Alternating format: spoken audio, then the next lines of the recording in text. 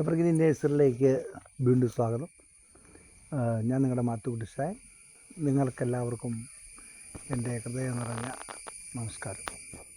ഞാനിന്ന് വന്നത് നമ്മുടെ ഗ്രാസ് എന്ന് പറഞ്ഞു കഴിഞ്ഞാൽ മെക്സിക്കൻ ഗ്രാസ് എല്ലാവർക്കും അറിയാം, പേൾ ഗ്രാസ് അറിയാം. ഇതൊക്കെയാണ് നമ്മൾ സാധാരണ വെച്ച് കൊടുക്കുന്നത്. അപ്പം ഈയിടെ ഒന്ന് രണ്ട് പേരെന്നോട് നീഡിൽ ഗ്രാസ് അതിനെക്കുറിച്ച് എന്നോട് ചോദിച്ചു.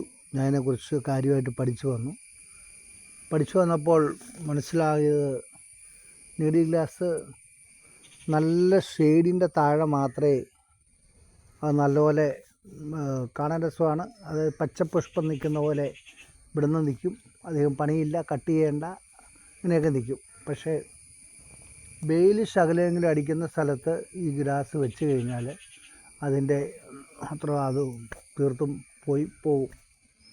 അതാണ് അതിൻ്റെ വ്യത്യാസം. ഇല്ലെങ്കിൽ കാണാൻ നല്ലതാണ്.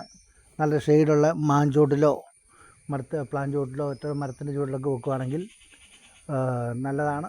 ഇത് ഞാൻ നമ്മുടെ ഒരു വത്സ മേഡം എന്നൊരു മേഡമുണ്ട്, നമ്മുടെ യൂട്യൂബിലൊക്കെ ഫുള്ളായിട്ട് ഈ ബൊഗൻവില്ലയുടെയും മറ്റുള്ള ചെടിയുടെയൊക്കെ വലിയ ആളാണ്. ആ വീട്ടിൽ വന്നപ്പോൾ അവരുടെ മുറ്റത്ത് ഇത് അന്ന് കണ്ടപ്പോൾ ഞാൻ ഇപ്പോൾ വീഡിയോ എടുത്തതാണ്.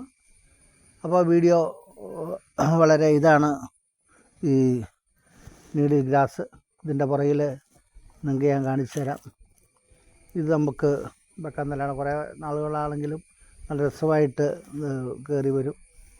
കട്ട് ചെയ്യേണ്ട, ഒരു മുള്ളമന്തിൻ്റെ മുള്ളു പോലൊക്കെ നിൽക്കും. അതാണ് ഇങ്ങനെ നീഡിൽ ഗ്രാസ് എന്ന് പറയാൻ കാരണം.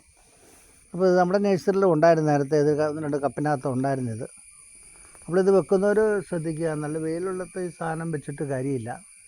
തണലുണ്ടെങ്കിൽ ഇത് നല്ലതാണ്, നല്ലതായിട്ട് വെച്ച് വളർത്താവുന്ന ഒരു ഗ്രാസാണ്.